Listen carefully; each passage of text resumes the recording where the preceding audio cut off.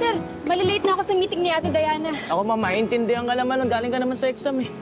Eh, ayoko naman isipin ng mga tao sa opisina. Ginagamit ko yung pagiging kapatid na ng CEO. Tawag nga sila dun eh. Nepo, baby. Bagay naman sa'yo, ma'am. Baby naman pangalan mo dati, eh.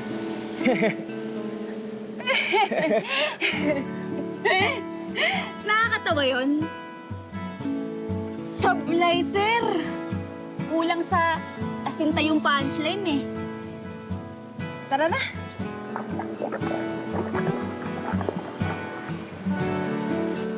Ma'am, alam mo, tanghalian na.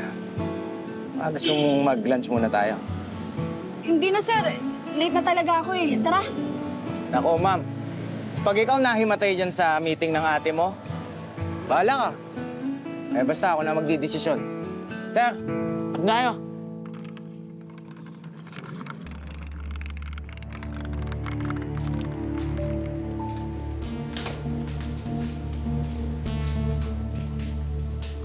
Hoy, Kano. Anong balita doon sa cellphone ng reporter? Kaya bang buksan ng kaibigan mo? Kaya naman, Pops. Kaya lang, marami ng trabaho na iba eh. Kaya medyo natatagalan. Pero kaya naman, Pops. Eh baka naman, nakakulong na tayong lahat bago pa mabuksan yung cellphone na yan, no? Iyan, Pops. Baka mamaya o bukas. Andiyan naman mo. Pwede na yan. Ano naman yung bulong-bulong na yan? May plano na naman kayo. Wala. Hillary, parang aga naman. At nakabihis ka na. Bakit? Papasok ka na sa trabaho? Tsaka anong peg yan? Zombie, gano'n? Papsi, bakit kasama ni Sir Jonap si Baby?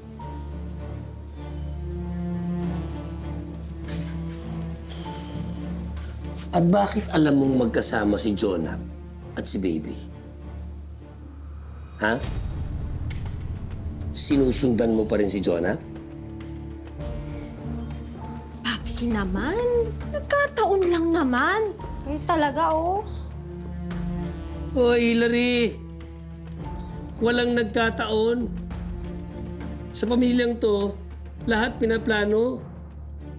Sabihin mo, sinadya mong sundan si Jonah, maski na sinabihan na kita na wag. Ano? Diba? Hindi naman kasi ako nagpapakita. May tawag dyan eh. Nakita ko sa internet. Stalker ka na pala, Ilan. Manahin ka nga. Salamat to. Sarap.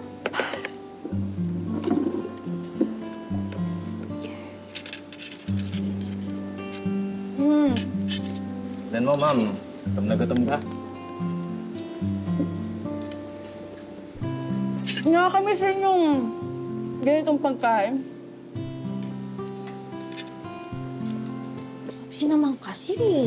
Bakit pag si Baby pwede siya makipagkita kay Sir Jonap?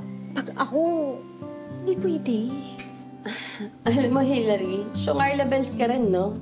Hinahabol mo yung otokong yun na hindi mo alam polis. Eh kung ikaw kaya habulin nun, gusto mo ba sabay-sabay tayong pakulong? Ma'am, si mo na nagsabi, ha? Kaya makinig ka. Lubayan mo yung Jonah na yan, ha? Lalo na ngayon at bodyguard siya ni Baby. Bodyguard ni Baby? Papsi naman. Basta lubayan mo! Ha? Makinig ka, huwag matigas ang ulo. Maghanap ka ng bagay sa'yo. Yung akyat bahay din. Ikaw kasi kung ano pinagsasabi mo sa mga kapatid mo, kumain ka na lang! Sorry, ma'am. Sorry, ma'am. Anong lumalab sa bibig mo?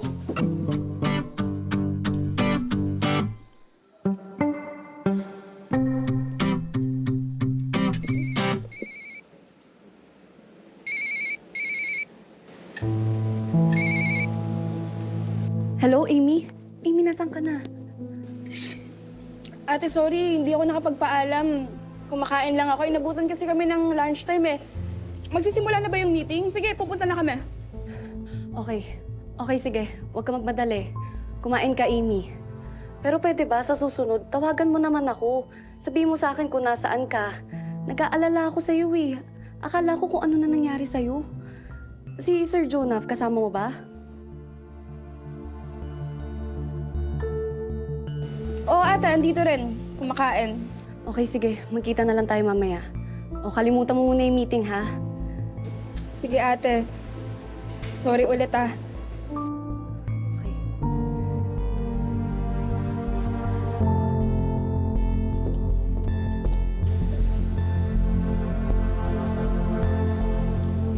Problema ba? Nag-aalala kasi sa akin si Ate Diana eh. Gigilty nga ako. Ako man lang yun. Kapatid mo siya eh. Eh kung hindi naman dahil sa akin, hindi naman siya magkakaganon. Hindi ba niya iniisip yun? Siguro okay lang sa kanya na magulo yung buhay niya. Basta andyan ka. Alam mo, ganyan din kami ng tatay ko nun. Kahit maliit na bagay, nag-aaway kami. Alam mo ngayon, pag naiisip ko, tatawa na lang ako. Kasi mas pipiliin kong yun na lang kaysa sa patay siya.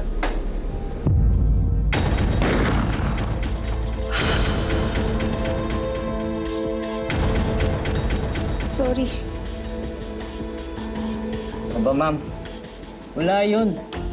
Alam mo, lahat na lang ng bagay pinagsasorry mo. Wala sa akin yan, ma'am.